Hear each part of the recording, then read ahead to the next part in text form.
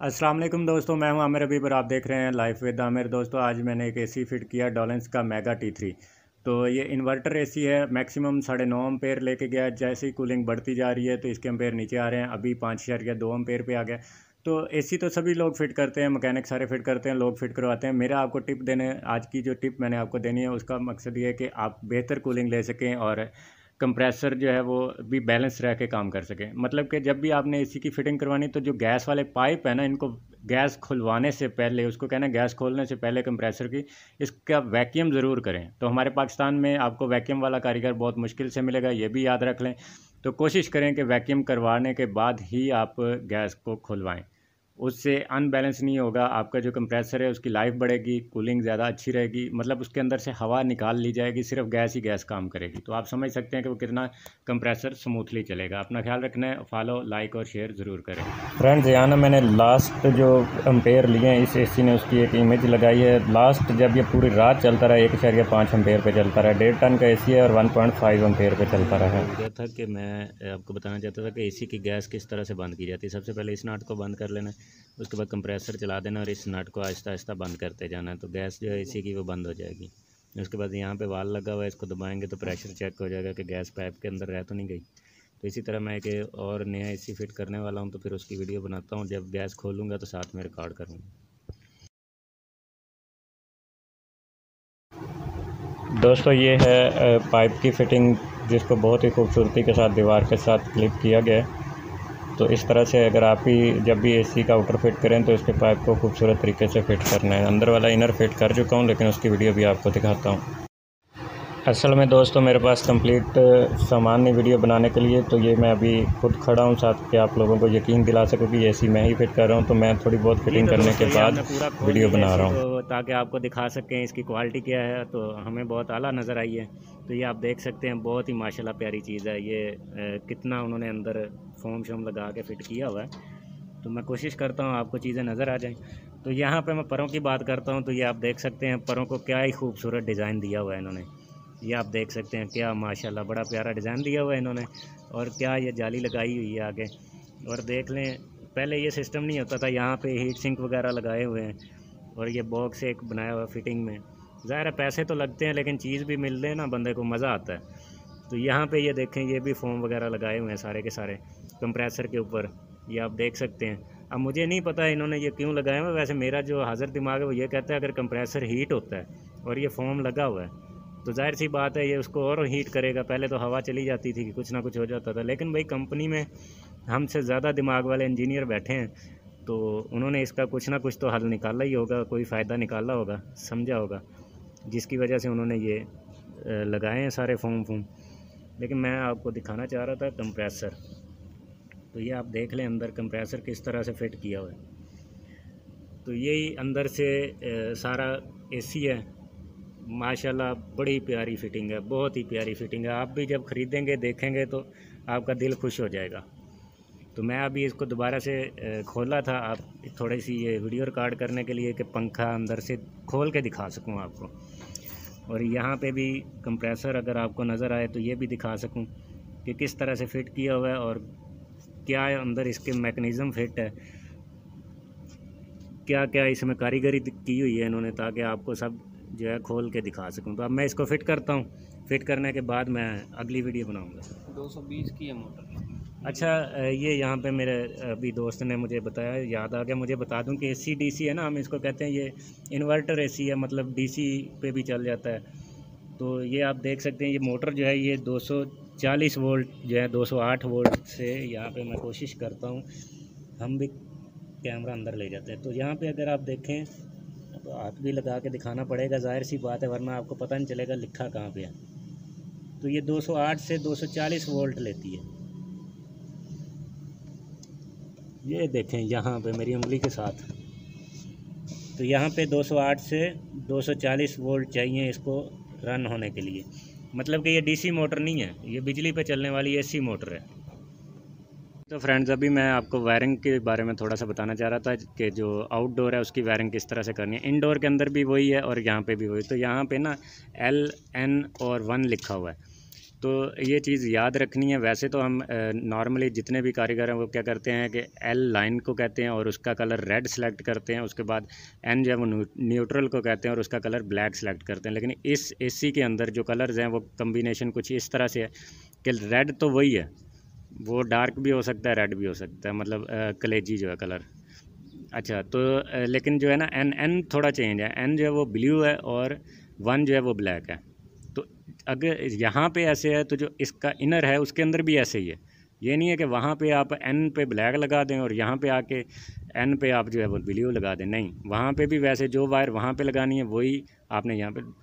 Colour नहीं भी याद रहते, आपने प्रोफेशनली काम नहीं करना, तो सिंपल है कि एल पर जो कलर लगाया वो अंदर या बाहर, जहाँ पहली साइड पहले जिस साइड पे लगाया वो बाहर वाली साइड पे लगाया या अंदर वाली पे, तो सेकंड साइड पे भी वही कलर आपने उसी के साथ लगाना है। एल के साथ भी वही लगाना है, एन के साथ भी वही लगाना है, वन पे भी वही। और ये जो है ये अर्थ गिना जाता है, तो ये वायर जो ये अर्थ की है, तो ये तो आपको पता है, फिर बॉडी के साथ ही अर्थ होगी।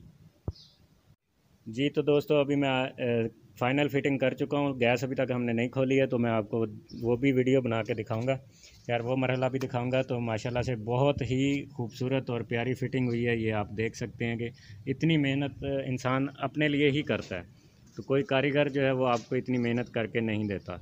अभी क्योंकि वहाँ पे हमने पट्टी नहीं लपेटी, टेप जो है पाइप के ऊपर वाली हीट जो सिंक करती है, वो इसलिए कि अभी हमने उन जोड़ों को चेक करना है। तो आपने जब भी एसी लगाना है तो इसकी सरफ़ की झाग बना लेनी है, यहाँ से थोड़ी सी गैस खोल के आपने वहाँ से चेक कर लेना। तो खैर वो भी मैं आपको बताऊंगा किस तरह से चेक करना है। तो अभी मैं आपको ये दिखाने वाला, देख लें माशाल्लाह कितनी प्यारी कितनी खूबसूरत फ़िटिंग हुई है, देख के दिल खुश हो रहा है।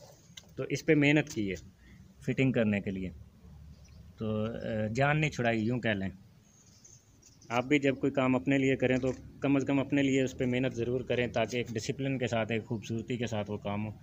तो आगे फिर मैं अभी आपको दिखाता हूँ। जी तो दोस्तों ये मैं थोड़ा सा तरीका आपको दिखाने वाला था वैक्यूम करने का। तो इसके लिए ये होता है कि इसमें ना ज़रा चेंजिंग है थोड़ी सी। इसका छोटा पाइप नीचे लगा हुआ, बड़ा पाइप ऊपर, और ये हमारे पास एक और एसी है, उसका मैं आपको दिखा देता हूँ जो अभी हमने उतारा है। इसका बड़ा पाइप नीचे है और छोटा पाइप ऊपर है। तो ये परेशान नहीं होना कि ये कैसे है। अच्छा, कुछ चीज़ें मैं वाकई में भूल गया, मुझे बहुत इंपॉर्टेंट लगी। मुझे एक्चुअली एसी फिटिंग पे मैं पहली वीडियो बना रहा हूँ, तो इसलिए थोड़ी सी मिस्टेक हो रही है। ये चीज़ मैं वैक्यूम कर चुका हूँ। तो अभी मुझे याद आया कि क्यों ना बैठे बैठे अभी मैं सिर्फ ना लीकेज चेक करने वाला हूँ, इसलिए यहाँ पे रुका हुआ हूँ थोड़ी देर के लिए। तो सोचा आपके लिए वीडियो बना लूँ। एक तो जो हमने ये पाइप खोला है, इसको खोलने का भी अपना ही एक फ़न है। ज़ाहिर सी बात है, बहुत से लोग इस बात से डरेंगे कि यार पाइप खोलते हुए टूट ना जाए। तो उस पाइप से मैं आपको बताऊँगा कि किस तरह से पाइप खोला जाता है। और वैक्यूम करने का तरीका ये है कि यहाँ पर आपने थोड़ी सी गैस खोल देनी है। मीटर आपके पास है या नहीं है तो भी कोई मसला नहीं, यहाँ पे वाल लगा हुआ है। अगर आपके पास मीटर नहीं है तो वाल लगा हुआ है, यहाँ पे आपने गैस को थोड़ा सा खोल देना है और यहाँ से वाल को दबा देना है, और तब तक दबा के रखना है अगर आपके हाथ पे गैस ठंडी महसूस हो। अगर ठंडी गैस महसूस नहीं होती तो 4 से 5 सेकंड दबाएं, हवा जो है वो बाहर आ जाएगी। और पाइप की लंबाई का भी ख्याल रखना, तो अंदाज़न कुछ देर के लिए आप उसमें से हवा निकाल दें। तो 100% वैक्यूम ये नहीं होगा, लेकिन ये है कि काफ़ी हद तक हो जाएगा। तो एक और तरीका होता है जो देसी जुगाड़ है हमारा, हम दोस्तों का, सब भाइयों का, एसी की लीकेज चेक करने का जॉइंटों पे। तो ये सरफ़ से झाग बना ली जाती है और वो जोड़ के ऊपर झाग लगा दी जाती है। अगर कहीं से लीकेज हो रही हो तो वहाँ से बुलबुले बनना शुरू हो जाते हैं। यहाँ पे डाली नीचे वाले पे,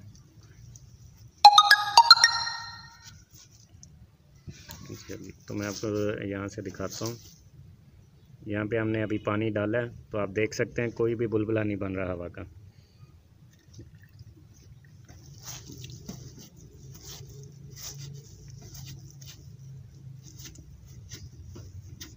तो इसका मतलब है ये जो हमारा जॉइंट है ये बिल्कुल ठीक है। तो अभी हम ऊपर वाले जॉइंट को चेक करते हैं। ऊपर ले आओ।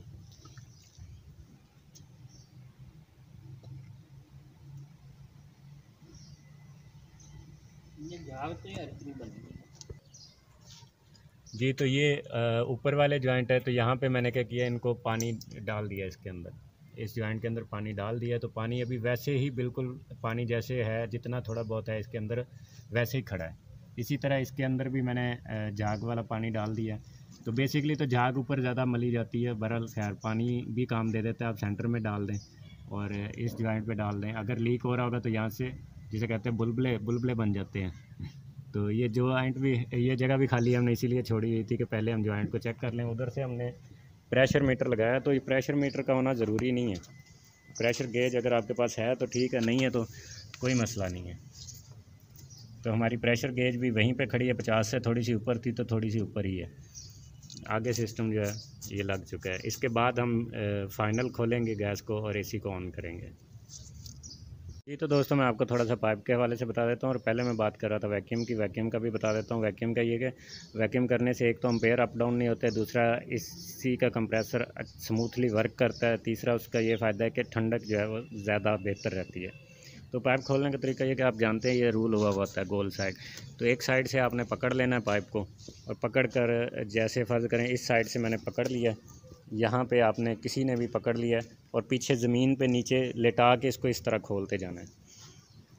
ये अभी यहाँ पे, और इस तरह से आपने इसको लंबाई में, साइज़ में ज़मीन पे लंबे करते जाना है। ज़मीन पे खोलना है, हवा के अंदर नहीं खोलना है इसको, ज़मीन के ऊपर खोलना है लेटा के, हवा के अंदर नहीं खोलना। तो ये था पाइप खोलने का तरीका। इस तरह से आपका पाइप टूटेगा नहीं और बेफिक्र होकर आप उसको खोल सकते हैं। तो ये थोड़ा सा मुझे आपको बताना था। तो यहाँ पे आप देख सकते हैं एक एसी नहीं है, अल्हम्दुलिल्लाह 3 है। एक तो अभी हमने खोल दिया तो नया लेके लगाया इन्वर्टर। जी तो दोस्तों अभी मैं आपको दिखाने वाला हूँ, ये हमारी ना कंप्लीट फिटिंग हो गई है। एक फ़ाइनल फिटिंग होती है, एक होती है कंप्लीट। तो ये कंप्लीट फिटिंग हो गई है। तो अभी हम इसको चला के देखेंगे, तो देखते हैं हमारे साथ क्या होता है। जी तो दोस्तों ये इसके इनर की फ़िटिंग है जो कंप्लीट कर ली थी हमने पहले ही। तो जी तो दोस्तों हमारा एसी जो है वो अल्हम्दुलिल्लाह ऑन हो चुका है, और ये मेगा T3 इन्वर्टर एसी है, और 12 साल की इसकी कंप्रेसर की गारंटी है, और 5.2 एम्पेयर इस वक्त ले रहा है। तो जैसे जैसे कूलिंग तेज़ होती जाएगी एम्पेयर कम होते जाएंगे इसके। जी ये इसका रिमोट है जो मैं आपको दिखाना चाह रहा था, और बाकी ये आप देख सकते हैं कि इसका इनर कितना खूबसूरत डिज़ाइन हुआ है। अगर आपके दिल में कोई सवाल हो तो आप मुझे व्हाट्सएप पे मैसेज कर सकते हैं 033110711078। अच्छा यहाँ पे मैं आपको ना एक चीज़ बताना चाह रहा था कि इम्पोर्टेड एसी पहले लगा हुआ था तो वो ख़राब हो चुका है और जल्दी ख़राब हो गया। तो ये हमारे लोकल एसी हैं, और जो मेरा तजर्बा कह रहा है आपको कि आपने अगर एसी ख़रीदना हो तो लोकल ख़रीदें। ये आपकी रिक्वायरमेंट के हिसाब से आपको कंपनियाँ एसी देती हैं, क्योंकि इन्हें लालच होता है कि हमारी सेल ज़्यादा हो ताकि कस्टमर को ना ज़्यादा आसाइशें दें। तो आप कोशिश करें लोकल ख़रीद लिया करें, एक तो सस्ता भी मिलता है, दूसरा ऊपर से वारंटी भी ज़्यादा मिल रही है। जी तो दोस्तों अभी मैंने इसको टर्बो मोड पे ऑन किया, तो टर्बो मोड पे इसके एम्पेयर जो है वो 2.5 एम्पेयर एक्स्ट्रा बढ़ गए हैं, मतलब अभी 5.5 से 8 एम्पेयर पे आ चुका है, और हवा की स्पीड भी तेज़ हो गई है और कूलिंग की स्पीड भी तेज़ हो गई है।